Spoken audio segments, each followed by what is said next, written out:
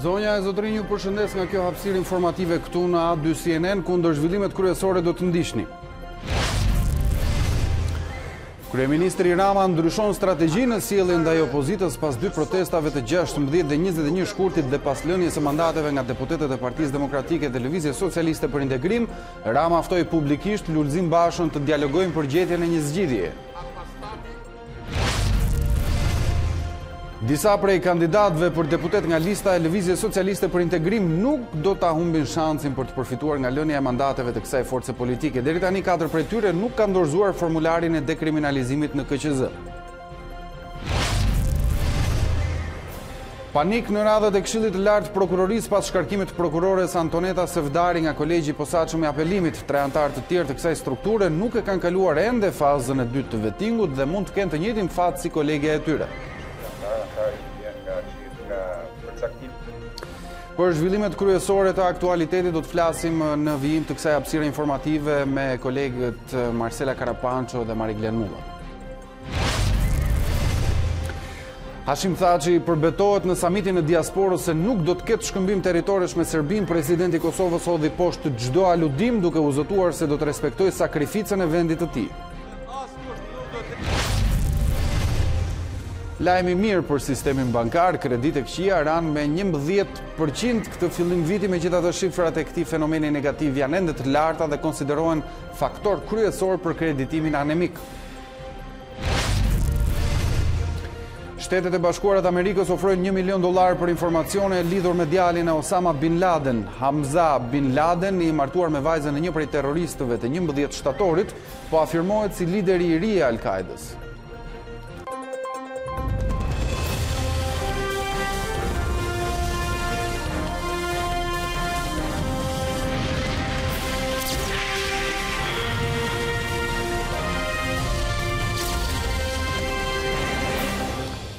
Kryeministri Edi Rama ka zbutur qëndrimin ndaj opozitës me një ftesë për dialog ndaj Lulzim Bashës. Rama ju drejtua Bashës me të njëjtën pyetje që i përsëriste studentëve disa muaj më parë, kur do flasim. Sot u mbajt dita e parë zyrtare e samitit të diasporës në Tiranë. Kryeministri Edi Rama nga ky podium mbajti një fjalim për të gjithë shqiptarët e diasporës që u bashkuan thirrjes për të qenë të pranishëm sot, por një prej tyre mungoi. Kryedemokrati Lulzim Basha nuk u bashkua samitit dhe kryeministri Edi Rama pati një thirrje të drejtë për të. Vetëm një gjë, kur do flasim?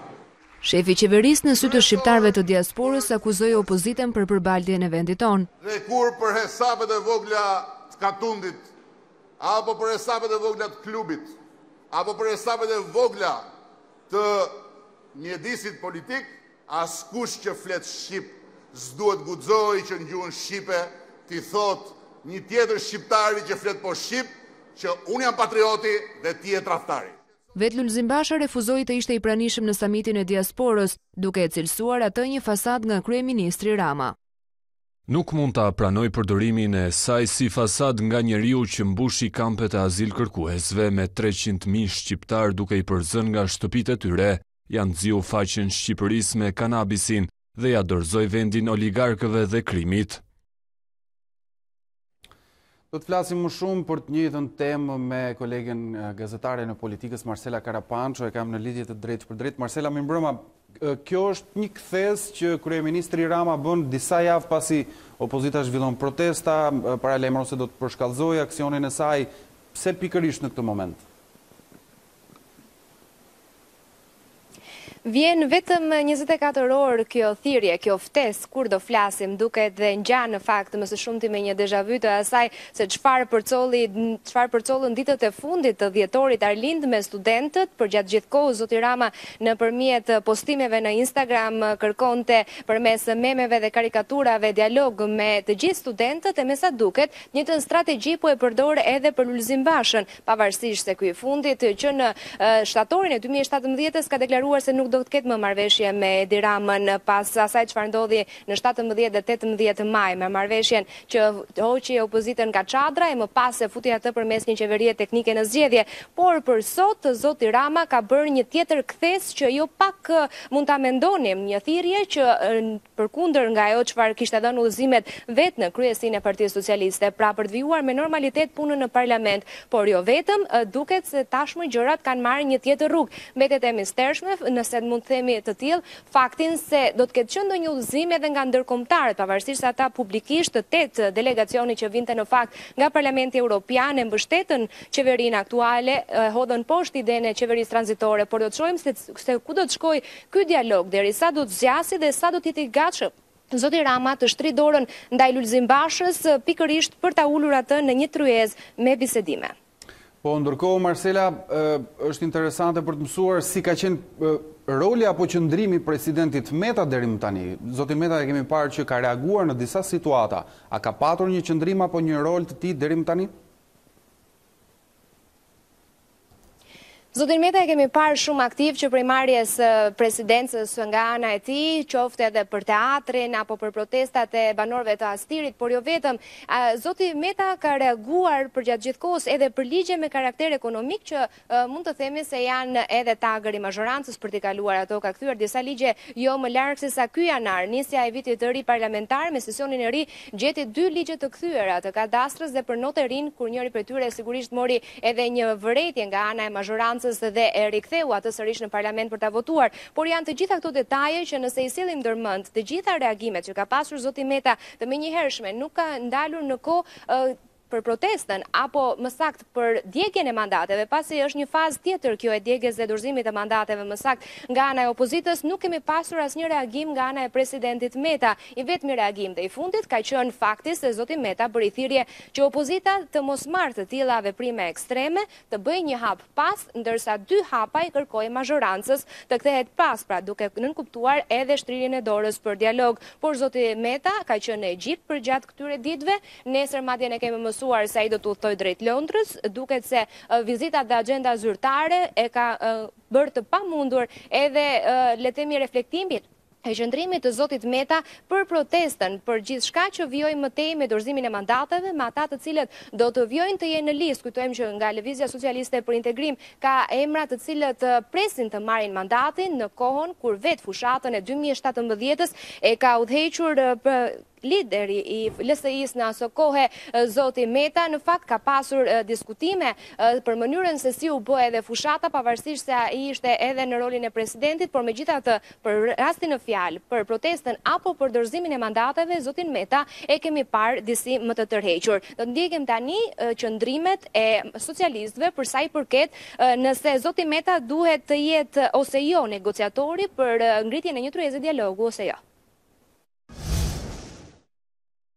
Pati një ftesë publike për zotin Basha, kur do flasim. Mendoni që mund gjendet një gjuhë e përbashkët dhe a duhet presidenti ndërmjetësues? Unë mendoj që dialogu është gjithmonë gjëja më e mirë që mund bëj politika, sidomos këto momente. Dhe shpreha kur do flasim, besoj që ishte një ftesë shumë e qartë edhe në vazhdim për dialog midis palëve. Duhet negocioj presidenti? Po pse s'duhet të negociojë presidenti dhe pse e shtroni pyetjen sikur presidenti po bën një gjë pa precedent apo një gjë të papritur dhe të padëgjuar që do mund uli palët në kushdo që do të nxjisi dialogun është absolutisht i mirëpritur. Presidenti Majko, për çfarë duhet të diskutohet të flitet sot për sa kohë mandatet janë të dorëzuara ligjërisht? Për opozitën që do vinë në parlament? Të ulemi një herë, pastaj gjërat diskutohen jo në formën e pazarit, por në formën e një dialogu transparent, sepse është publiku që kërkon një zgjidhje, sepse ju kemi nxjerrë në kuptimin më të mirë dhe më të keq fjalës ju kemi nxjerrë jetën. Faleminderit. Kriza politike është në mendjet e opozitës. Diskutimet deri para një jave opozita mund t'i bënte në parlament, u largua me dëshirën e saj. Tashti opozita që mund të zërvon në parlament, do bëjë dhe ajo detyrën e saj. Është i nevojshëm takimi i të gjithë faktorëve dhe nuk do të besoja se duhet pritur ftesë, por se cili duhet lëshoj diçka nga vetja dhe duhet të ulen dhe të flasin së bashku për sfidat e Shqipërisë. Ju pra jeni për një ndërmjetësim me zotin Meta apo takim të dytë Rama Basha për situatën? Unë jam për një takim që përfshin sa më shumë faktor politik jam kundër opsioneve që marrëveshjet jenë thjesht individuale. Marcela Karapanço, unë të falenderoj për gjithë pasqyrën që përcollën në këtë hapësirë informative. 4 kandidat për deputet Lëvizje Socialiste për Integrim kanë dorëzuar pranë Komisionit Qendror të Zgjedhjeve formularin e dekriminalizimit, duke nisur kështu procedurat për të marrë mandatin e deputetit. Ylli Sheu dhe Edmond Rushi në qarkun e Tiranës, Enver Roshi në Elbasan dhe Aurora Mara në Dibër pritet të marrin mandatin nga KQZ dhe më pas të betohen në kuvend si deputet Parlamentit Shqiptar. Nga ana tjetër, Partia Demokratike ka dorëzuar në Komisionin Qendror të Zgjedhjeve dorëheqjet nga kandidimi të 38 kandidatëve që u kalonte mandati pas spostimit të listës, por 2 kandidat nuk kanë pranuar të firmosin, Lefter Maliqi dhe Ligoraq Karamelo. Në listën pasardhëse gjithashtu edhe Andi Përmeti dhe Kujtim Gjuzi nuk kanë firmosur për lënien e mandatit. Nga mandatet nuk kanë hequr dorë 2 deputetët aktual të Partisë Demokratike, Myslim Murizi dhe Rudina Hajdari, si edhe Lefter Koka i Lëvizjes Socialiste për Integrim. Partia Demokratike dorëzoi dorëheqjet e kandidatëve pasues në listën e deputetëve që dogjen mandatet. Ivi Kaso deklaroi se çdo kandidat që përfaqëson siglën e PD si i tillë ka dhënë dorëheqje të parevokueshme. Dorëzuam dorëheqjet e parevokueshme individuale të kandidatëve nga lista vijuese, të cilët ishin njoftuar nga Komisioni Qendror i Zgjedhjeve për fillimin e procedurave për zvendësimin. Pra ishin njoftuar për mbushjen e formularit dekriminalizimit dhe për vijimin e procedurave. Për gjithë këta persona që i përkisin listës Partisë Demokratike, kemi dorëzuar dorëheqjen individuale të parevokueshme. Të gjithë kandidatët që kanë qenë pjesë e listës Partisë Demokratike, që kanë qenë të Partisë Demokratike, të gjithë kanë firmosur dorëheqjen e parevokueshme dhe është depozituar. Përveç ndonjë kandidati i cili ka qenë pjesë e partive aleate në konformimin politik përpara vitit 2017, të cilët janë pak raste të njohura publikisht, të cilat ju i dini, të cilët kanë shprehur vullnetin e tyre për të mbajtur mandatin. Të tjerë anëtarë të Këshillit të Lartë Prokurorisë mund të digjen nga vetingu. Ende 3 prokurorë pjesë e Këshillit nuk e kanë kaluar fazën e 2 të vetingut dhe rrezikojnë të kenë të njëjtin fat si Antoneta Sevdarasi. Institucionet e reja të drejtësisë që janë produkti reformës janë të vënuara ose në pamundësi për të ushtruar funksionin për të cilën e ngritur. Pas vendimit të kolegjit të posaçëm të apelimit për shkarkimin e prokurores Antoneta Sevdari, sot jemi para zvoglimit numerik të anëtarëve të KLP-s nga radhët e prokurorëve.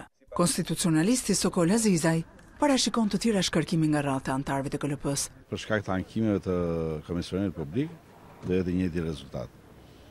Kjo më jep mesazhin e qartë që organet e drejtësisë siç është SPAK-u dhe produktet e tjera që vinë për shkak të KLP-s, do vënë ose në pafundësi për të zgjidhur, ose në pamundësi për të funksionuar. 3 prokuror karriere, antar të KLP-s, pritet të përballen me kolegjin e posaçëm të apelimit. Gento Osmani, Bendo Llapi dhe Besnik Cani janë konstatuar në shkelje duke vënë në pikpyetje vazhdimsinë e detyrë. Avokati Lad Meça thotë se nuk ka shpresa për një sistem të pavarur. Për momentin, sistemi drejtësisë është në kolaps të plot. Shpresa për një sistem të pavarur në Shqipëri është e vakët. Është shumë e vakët. Në momentin që të zgjedhurit nga mbledhja e përgjithshme e prokurorëve largohen, KLP shkon në mos funksionimin me 7 vota të prokurorëve. Sipas Sokol Azizajt, procesi verifikimit të subjekteve të rivlerësimit është zgjedhur me 2 standarda. Dhe një parashikim për kolegjon, do të jetë i njëjti fat mendoni? Konstatoj që të gjithë ata që kanë shprehur vullnetin në përkrahje të reformës së drejtësisë duke vendosur veten e tyre për të qenë antarë të kolegjisë së KLP-s janë të riskuar për të mos qenë jo vetëm antar, por dhe pjesë aktive e gjyqësorit dhe prokurorisë. Që s'dojnë më. Një ditë pas vendimit kolegjit posaçëm të apelimit për shkarkimin e Antoneta Sevdarasit si prokurore dhe si antare e Këshillit Lartë Prokurorisë, antarët e Këshillit janë mbledhur për të diskutuar mbi hapat që do të ndiqen për plotësimin e vendeve vakant. Pritet që shkresa me vendimin e zbardhur tek kolegji i apelimit i përcillet brenda 2 ditësh prokurores përgjithshme të KLP-s dhe më pas Arta Marku mbledh Këshillin e prokurorëve për të përzgjedhur një tjetër kandidaturë. Nëse antarët e tjerë të këtij këshilli nuk do ta kalojnë vetingun, atëherë shumë vendime do të merren pa kvorumin e votave duke bërë nul një sër vendimarrjesh. Partia Demokratike akuzon drejtuesen e prokurorisë së krimeve të rënda Donika Prela se është në shërbim të bandës së Avdylajve. Sekretari për çështjet ligjore në Partinë Demokratike Çlirim Gjata u shpreh se Prela është vënë atë detyrë nga Rama për të shkatëruar dosjen e njohur si 339. Dosja 339 ka zbuluar se kryeprokurore Donika Prela është në shërbim të plot të bandës së Avdylajve. Se është emëruar në këtë detyrë nga Edi Rama pikërisht për të shkatëruar dosjen 339, e cila fakton blerjen e zgjedhjes dhe ndërhyrjen e kësaj bande dhe të elementeve të tjerë të krimit organizuar në cënimin e procesit zgjedhor. Edi Rama u ka dorëzuar Abdylajve prokurorinë e krimeve të rënda, pra tham, dhe për shkak edhe të trafikut ndërkombëtar të drogës që kjo bandë ka realizuar. Dhe Abdylajt kanë pasuri prallore, si shpjegohet që prokuroria krimeve të rënda nuk bën asgjë për sekuestrimin e kësaj pasurie, nuk bën asgjë për zbatimin e ligjit antimafia në Shqipëri. Që në kohën kur Donika Prela drejtonte prokurorinë e Durrësit, ajo ka liruar nga burgu Astrit Abdylin, një nga pjesëtarët ose kokën e bandës së Abdylajve, të cili është kapur me armbajtje paleje në makinë, janarin e vitit që shkoi. Shërbimi kriminal që Donika Prela ka kryer për bandën që blinte vota për llogaritë të kryeministrit, në qarkun e Durrësit gjenden në dosjen 339. Prandaj dhe nuk hetohet. Shkojmë në një hapësirë publicitare, kthehemi pas pak. Jemi sërish në transmetim të drejtë për drejtë. Ky është Ditari orës 19 këtu në A2 CNN. Do të flasim për zhvillimet e tjera më tej. Vetingun, policinë e shtetit ka marrë një kthes të papritur pasi pjesa dërmuese uniformave nuk do të mos dalin para Komisionit të Pavarur të Vlerësimit. Të ky i fundit do të kalojnë në sit vetëm 300 zyrtarë të lartë, ndërsa mira efektiv të tjerë do të vetohen nga shërbimi i çështjeve të brendshme dhe ankesat. Ministri i Brendshëm Sandor Leshaj propozon disa ndryshime për sa i përket vetingut në policinë e shtetit, ku parashikohet mënyra e kalimit në sit të mira efektivëve. Referuar këtyre ndryshimeve, parashikohet se Komisioni i Pavarur i Vlerësimit do të kalojë në sit vetëm 300 zyrtarë të lartë të policisë si drejtorët, zëvendës drejtorët apo shefat e komisariateve, të cilët kanë grada madhore që nisin nga komisar, ndërsa oficerët e tjerë që kanë grada të larta, por jo funksione të tilla, do të vetohen nga shërbimi për çështjet e brendshme dhe ankesat. Ky shërbim do të kalojë në veting pjesën dërmuese të mira policëve të tjerë, të cilët, sipas këtyre ndryshimeve, nuk do dalin para Komisionit të Pavarur të Vlerësimit. Nuk dihet arsyeja përse këto ndryshime vinë në këtë moment kur priter nisja e procesit, pasi vetingu u propozua, hartua dhe u votua në kohën që Ministria e Brendshme drejtohej nga Fatmir Xhafaj dhe kjo ide u mbështet edhe nga pasardhësi i tij Sandor Leshaj. Efektivët e policisë janë njoftuar nga eprorët e tyre për këto ndryshime në ligjin e vetingut. Mirë, kolegu Mariglen Mulla do të na jap edhe më shumë detaje, do të flasim bashkë në një lidhje të drejtë për drejtë. Mariglen, mirëmbrëma. Gjatë kohës që ministër ishte Fatmir Xhafaj, pranë Ministrinë e Brendshme, qeveria u investua fuqishëm në një projekt ligj për vetingun polici, madje Fatmir Xhafaj e cilësoi atë si një nga synimet kryesore të detyrës së tij. Përse u zhbë ky projekt me një të rënd të lapsit? Atëherë Arlind, duhet thënë që policia kështu funksionon në këtë mënyrë, para se zoti Xhafaj të mbërrinte aty, ai gjeti një tjetër iniciativë të paraardhësit të tij, një ligj të ndryshuar të policisë së shtetit, i cili nuk u pajis asnjëherë ose u pajis tepër vonë me aktet e tij nënligjore. Kjo problematik u shoqërua më tej me ligjin e vetingut në policinë e shtetit. Faktikisht, siç e thatë edhe ju, kjo ishte një iniciativë personale e zotit Xhafaj. Ai vendosi që të vetonte, të kalonte në veting më shumë se 12.000 efektiv të policisë së shtetit, duke përfshirë këtu edhe shërbimet logjistike, shërbimet mbështetëse. Projekt ligj ky pra që i cili mbeti pezull në kohën kur erdhi zoti Leshaj në detyrë. Zoti Leshaj i gjeti pothuajse të gatshme të gjitha strukturat, një punë e palodhur duhet theksuar këtu është bërë edhe nga zëvendës ministrat e brendshëm për të hartuar për këtë projekt ligj, ku Komisioni i Pavarur i Kualifikimit fillimisht do nxirrte një grup pune i cili më tej do të vetonte të gjithë efektivët e policisë. Tashmë ndodhemi në një fazë, në një kthes komplet të papritur, E gjithë kjo strukturë policore do të vetohet vetëm nga shërbimi i çështjeve të brendshme dhe ankesat, i cili ka varësi direkte nga Policia e Shtetit dhe mëtej Ministria e Brendshme. Pra janë varësi zotit Lesha dhe zotit Ardi Veliu. Duke qenë që shërbimi i kontrollit të brendshëm ka pothuajse që kur ka ekzistuar Policia e Shtetit që funksionon, ai vazhdimisht ka në mbikëqyrje të gjithë efektivët e policisë, gjitha docjet e tyre, gjitha pasuritë e tyre, të cilat janë dorëzuar dhe në formularët majin e vitit kaluar. Pra shërbimi i kontrollit të brendshëm mund të ketë një akses më të drejtë për të vendosur se cilët e kalojnë vettingun. Duke qenë se në varësi pra në krye të Ministrisë së Brendshme dhe Policisë Shtetit ndodhet pra zoti Veliu dhe zoti Leshaj, mbase në këtë mënyrë aksesi është dhe më i madh për të kaluar pra ata më të pëlqyerit ose ata më të preferuar që ndoshta edhe meritojnë me punën e tyre, me operacionet e tyre. Po ndërkohë Mariglen, krahas vettingut në polici duket sikur është frenuar apo ndalur edhe forca e ligjit. Çfarë operacionesh janë zhvilluar që nga koha kur Sandër Lesha i mori detyrën si ministër i brendshëm e deri më sot që flasim? Mund të themi që janë zhvilluar vetëm 2 operacione. Një ndër më të fuqishmit, pra një pasardhës i forcës së ligjit, ishte arrestimi e Kuran Hoxhës, një eksponent i njohur i botës së krimit. Ky pjesë e operacionit Volvo 4, i cili pothuajse në masën 90% u finalizua nga zoti Xhafaj. Pra Kuran Hoxha ishte një ndër të fortët e fundit i mbetur i pa arrestuar, i cili u vu në pranga, pra me një urdhër të Policisë Shtetit dhe mëtej të zotit Lesha, mëtej nuk ka një operacion tepër të spikatur. Në kohën e zotit Xhafa për afro një vit, ne mund të përmendim afro 15 ose 20 operacione tepër të fuqishme. Kujtojmë 613 kg kokainë në portin e Durrësit, Volvo 4 që sapo e përmenda, ku 2 deputet socialistë u vu në pranga, ish drejtori buxheve Arben Çuko dhe Arben Doka, pra një tjetër deputet. Kështu që mund të them që tashmë taktika ka ndryshuar pothuajse tërësisht.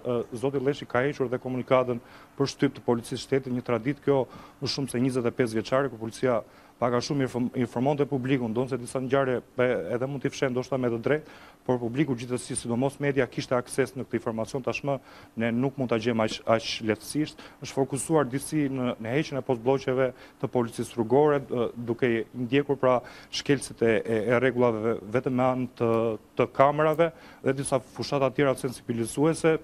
Është dhe një ndër krenari, nëse mund të quhet, zoti Lesha, që tashmë vendi pothuajse është i pastruar edhe nga kanabizimi, siç u quhet, edhe për shumë vite, mbase kjo rrugë ishte nisur vite më parë dhe tashmë vendi ndodhet në këtë gjendje që është tani.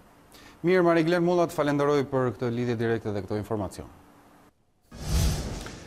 Samiti diasporës zhvilloi sot ditën e parë të paneleve kuvenduese. Shqiptarët shprehin kënaqësi për pjesëmarrjen në samit, por kërkojnë nga qeveria shqiptare që të mundsojë të drejtën e votës. Përshëndetje, pse keni flamurin autoktonë sot? Që është shqiptar, që është flamur shqiptar. Ju nga jeni, nga keni ardhur? Presheva. Nga Presheva? Nga Presheva, po. Si ju duket samiti 2 i diasporës? Çfarë do të thotë për ju? Shumë super, kështu do të vazhdojë edhe do të fitojmë. Të flasmi gjithë në shtëpi, gjuhën arbresh, gjuhën shqiptar, ajo e vjetra, ajo e Skanderbeu. Mandaj të vimi këtu, na jemi shumë emocionuar e na ngjethet misht të jemi ka kjo diasporë me gjithë këto vlezër që janë të ndarë në botë. Gjëja më e rëndësishme është që neve të kemi të drejtën e votës, që të mos të marrim një avion, mos të organizojmë ardhe deri këtu me një ditë të tërë vetëm e bëj një gjë të tillë që është një gjë shumë e thjeshtë. Ekzistojnë mbi 100 mësues shqiptar që në mënyrë vullnetare po japin kontributin e tyre për mësimdhënien e gjuhës dhe kulturës shqipe për fëmijët tanë që linden në diasporë. Jam shumë e gëzuar që takoj gjithë shqiptar nga gjithë diaspora këtu në vendin tim në Tiranë. Dhe jam krenare që jam shqiptare. Fakti që nuk kam drejt me votu është të tmerrshme. Nga samiti diasporës, liderët politik ndërkohë përçuan mesazhe të rëndësishme që nga përdorimi i gjuhës shqipe në Maqedoni në qëndrimin e fortë për të mos këmbyer asnjë milimetër territor të Kosovës e deri tek vota e emigrantëve në Shqipëri. Sot i ikim emocioneve, t'i kthehemi racionalitetit, sepse të gjitha mundësit janë që gjërat t'i jetësojmë dhe t'i materializojmë. Mbështetja institucionale asnjëherë nuk do mungoj. Faleminderit, rrofshi e qofshi. Shkëmbimi territoreve është pazar dhe askush nuk do të lejojmë që të bëj pazar me kauzën kombëtare. Ndarja Kosovës pa shkelur mbi trupin tim nuk do të mund ta cenon kush 1 milimetër të territorit të Republikës së Kosovës. Votën tuaj, të drejtën e votës tuaj, mundësinë tuaj për të votuar, ka vetëm 2 rrugë për ne. O do ta bëjmë, o do ta bëjmë.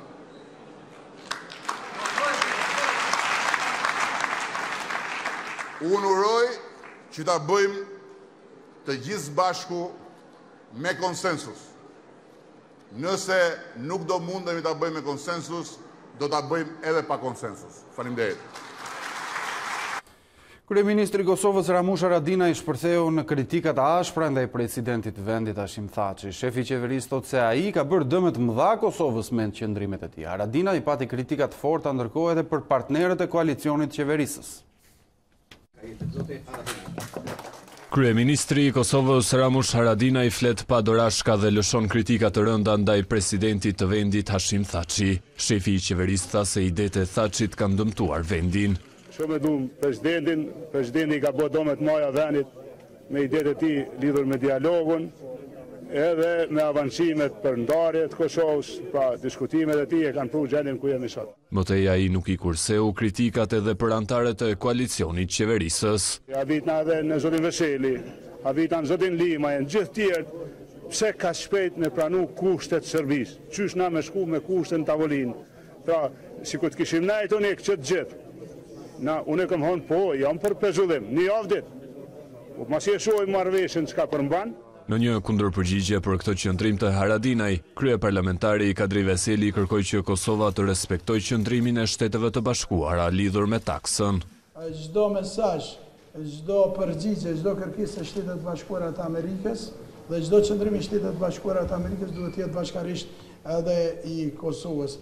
Ndërkohë këto përplasje të ashpra vijnë pas vizitave të delegacionit të administratës amerikane dhe atij të Bashkimit Evropian në Prishtinë. Përfaqësuesit e Washingtonit dhe Brukselit ripërsëritën kërkesën e tyre për heqjen e taksës ndaj mallrave serbe. Një ditë më parë, gripi shënoi viktimën e 5 në vend, ndërsa mjekët thonë se po bie intensiteti i qarkullimit të AH1N1-shit. Në muajin mars, kurba e sëmundshmërisë nga gripi shënon ulje. Gripi po largohet bashkë me dimrin. Muaji mars shënon rënje të qarkullimit të virozave gripale, dhe pse ka ditë që kjo po ndihet në qendrat shëndetësore. Mjekët tregojnë se është ulur numri pacientëve të smur, e po ashtu dhe rastet e rënda. Aktualisht është kurba në rënje, me ngrohjen e temperaturave bie dhe smundshmëria e gripit. Nëse gjatë periudhës që ne kishim kulmin e virozës, kishim diku te 100-120 vizita akute në ditë, po flas për gjithë qendrat shëndetësore, aktualisht fluksi ka rënë dhe këto vizita pothuajse janë përgjysmuar. Edhe Instituti i Shëndetit Publik konfirmon se ka rënje të infeksioneve respiratore, ndërsa AH1N1-shi ka ulur intensitetin e tij. Virusi tipit A njihet për komplikacionet e rënda që shkaktojnë në rrugët e frymarrjes, veçanërisht tek të vegjëlit dhe tek të smurët kronik. Të ka kapur gripi këtë vit? Po, 2 herë, më ka kthyer, po bëre qafës. Si ishte? Gripi? Çe pyet si është gripi? Gripi shumë i keq është, me kollë, me temperaturë, me ethesh, me anoreksia, është me shumë, po bëre qafës. Morëm ilaçe, u vizituam. Më zuri djalin, rëndë zuri, edhe kaloj. Si ishte ky gripi si vjeçëm? Po, ai s'pati temperaturë, po kishte një kollë shumë të keqe, sa që u bëra merak, mendova që të bënte një skopi. U interesova te mjekja dhe më thash vetë gripi. Ky grip ka qenë pak i veçantë pasi komplikohej me bronkopleumonira të të rriturit dhe me tonsilitet e fëmijëve të vegjël. Fundi i janarit, fillimi i shkurtit shënoi kulmin e qarkullimit të gripit në vendin tonë, pavarësisht numrit të lartë të prekurve, mbi 20.000 në javë. Për autoritetet shëndetësore nuk kishte epidemi. Deri tani AH1N1-shi ka marrë jetën e 5 personave, së fundmi të një gruaje 36 vjeçare shtatzën.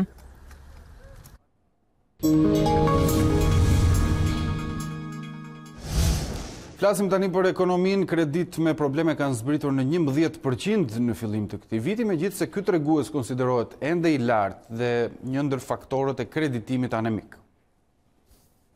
Ulja e kredive me probleme mbetet një ndër shqetësimet kryesore të sistemit bankar shqiptar, edhe pse ky tregues zbriti në fillim të këtij viti në 11%, pjesa më e madhe e huave të këqija janë fshirje nga sistemi sesa një kthim real i tyre. Për ulje të mëtejshme të tyre apeloi edhe ambasadori i Zvicrës në Shqipëri gjatë nënshkrimit të memorandumit të mirëkuptimit me Bankën Qendrore. Studimi fenomeneve të ndryshme të funksionimit të sistemit financiar i ka hapur rrugën miratimit të një sër rregulloresh, të cilat ndër të tjera kanë përshpejtuar procesin e reduktimit të kredive me probleme, niveli i cili është afër 11% aktualisht, dhe do të krijojë një ambient rregullator më të sigurt dhe më eficient në administrimin e goditjeve financiare. The country is financially stable with a healthy banking sector and a de-euroization. Vendi është i qëndrueshëm financiarisht me një sektor bankar të shëndetshëm dhe një strategji de-euroizimi në zbatim. Gjendja e mirë ekonomike duhet të kontribuojë në një punësim më të lartë dhe më cilësor, por duhen masa të tjera për të zgjidhur ngërçin e kreditimit, për të rritur efikasitetin e politikave monetare dhe për të zgjidhur çështjen e dobësive strukturore në dhënien e kredive dhe nivelin e lartë të kredive me probleme.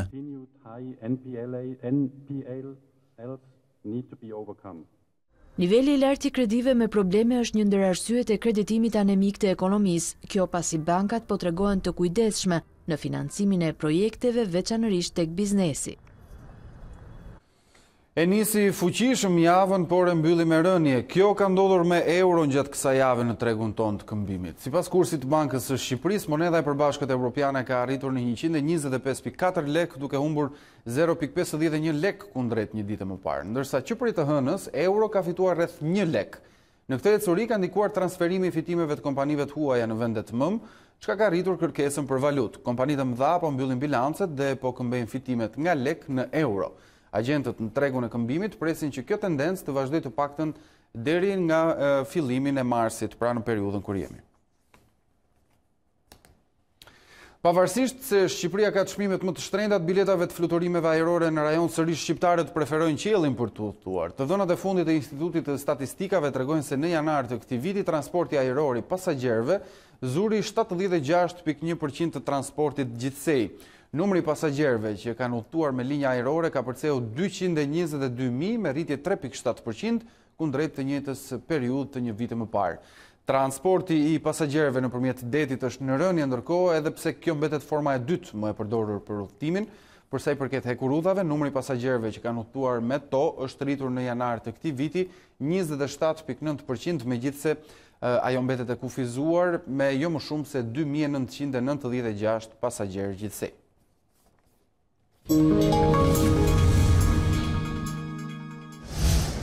Shtetet e Bashkuara të Amerikës ofrojnë $1 milion për çdo që do t'jap informacione mbi djalin e ish-kreut të Al-Qaedës Osama bin Laden. Hamza bin Laden, sipas zyrtarëve, po e afirmon veten së fundmi si lider i grupit ekstremist dhe mendohet se i riu gjendet në kufirin mes Afganistanit dhe Pakistanit. Gjatë viteve të fundit, ai ka publikuar mesazhe audio dhe video përmes të cilave u bën thirrje ndjekësve të grupit që të sulmojnë Shtetet e Bashkuara dhe aleatët perëndimor në shenjë hakmarrjeje për vrasjen e të atit. Hamza bin Laden, i cili besohet të jetë rreth 30 vjeç, u konsiderua një terrorist nga Shtetet e Bashkuara 2 vite më parë. Departamenti Amerikan i Shtetit bëri të ditur se ishte martuar me vajzën e Mohamed Atta, pengmarrësi i një prej 4 avionëve komercial që u përdorën për sulmet në kullat e World Trade Center.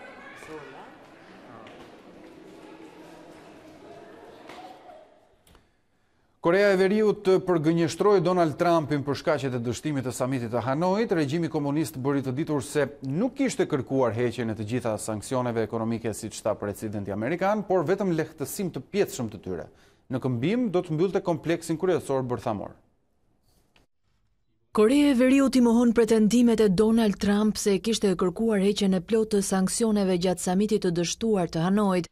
Ministri i jashtëm i Koreas Komuniste Ri Yong-ho foli pas përmbylljes pa marrëveshje të bisedimeve mes Kim Jong-un dhe Donald Trump.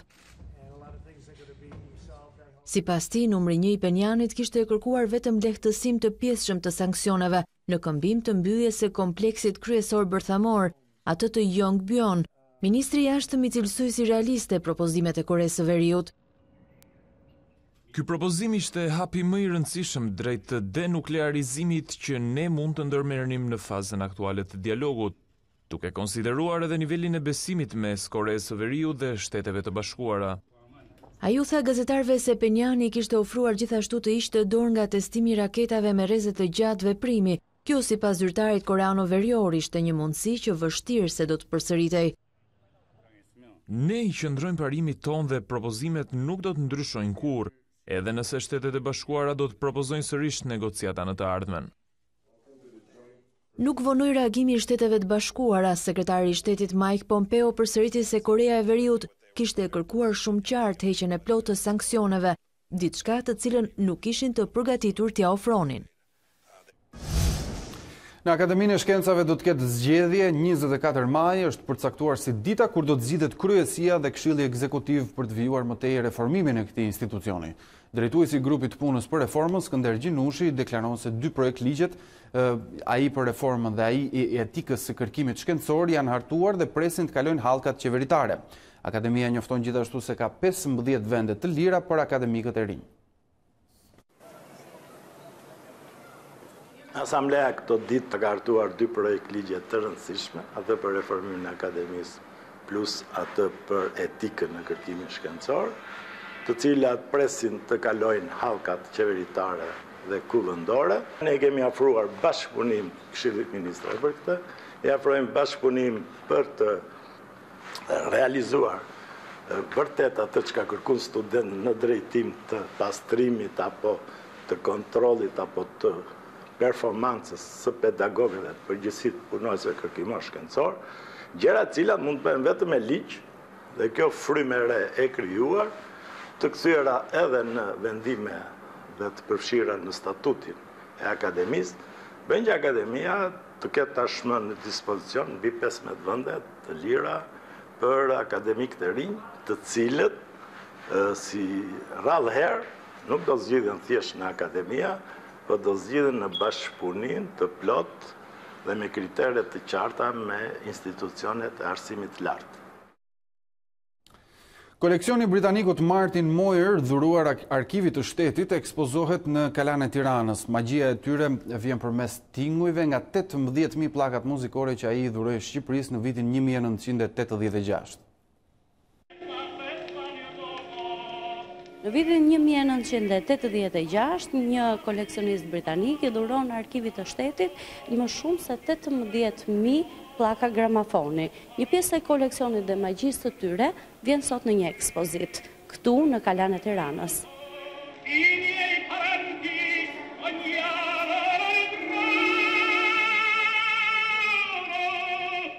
Çfarë përmban në të vërtetë ky koleksion? Martin Moyer, shtetas britanik, koleksionist britanik dhe shitës antikash në Londër, i cili kishte një dyqan me shumë objekte të propagandës, qoftë propagandës kohës së Shqipërisë, qoftë objekte që promovonin kulturën, trashëgiminë, identitetin shqiptar. Një ditë në vitet 80 u kujtua dhe pati dëshirën t'i dhuronte shtetit shqiptar këtë koleksion që përbëhet prej 2 fonografësh, ta 2 që kemi këtu pranë, një numër gramafonësh dhe vinyl player, bashkë me një koleksion prej 18.500, afërsisht 18.500 pllaka gramafoni dhe pllaka vinili. Pse mendohet se zgjodhi Shqipërinë? Ishte vend më i përshtatshëm aso kohë për të ruajtur këto gramafon, këto pllaka dhe këto revista muzikore? Martin Moyer ishte mbrojtës i idealeve të komunizmit dhe socializmit. Dhurate një komunisti që ja dhuron një shteti komunist, sepse mendonte që Shqipëria është i vetmi vend i cili do t'i bëj ballë imperializmit revizionist që ishte dominant në botë dhe do të arrijë të ruajë komunizmin e pastër dhe enverizmin e pastër. Janë në gjendje të mirë? Gramafonët kanë atë vjetërsinë e kohës tyre. Duhen parë mekanizmat e këtyre janë metalike, kryesisht duhen hapur dhe duhen parë nga specialistë, cilët ne nuk i kemi. Ndërkohë që aparatet vinil janë elektronike, janë teknologji që ende vazhdon prodhohet, tregtohet, shitet dhe materialet zanore që përmbajnë janë kryesisht muzikë klasike që nga regjistrimet më të hershme të Enrico Caruzos që dhe dëgjojmë, pllaka shqiptare, regjistrimet e fund viteve 40, fund viteve 50, kryer nga Radio Tirana në Shqipëri. dhe regjistrimi nga shtëpitë diskografike më të mira të kohës.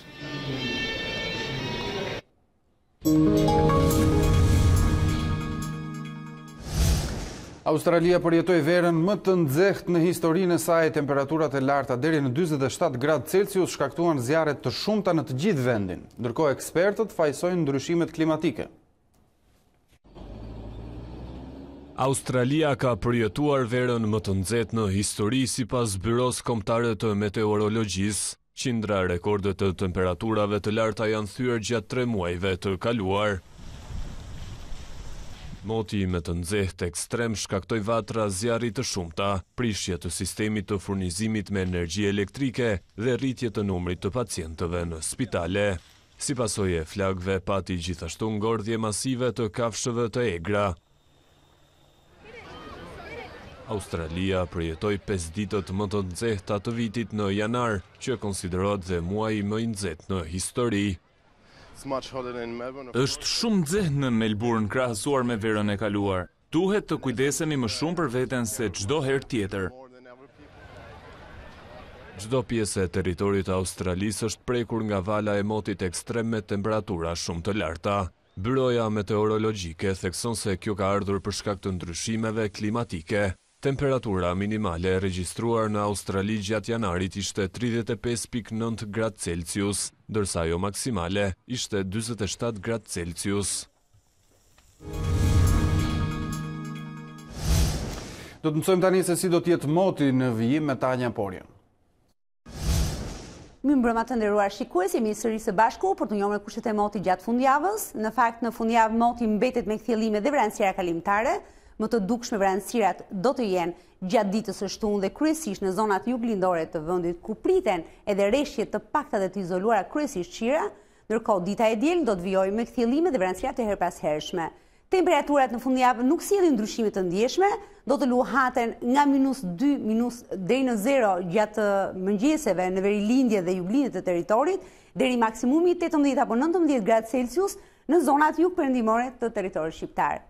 Për sa i përket kontinentit, moti vijon kryesisht me kthjellime në pjesën më të madhe të kontinentit europian, ndërkohë dita e shtunë sjell vranësira të fuqishme dhe rreshje deri mesatare në Britani, por edhe pjesërisht në zonat qendrore të Europës, ndërkohë që pjesa tjetër e kontinentit mbetet në kushtet e kthjellimeve.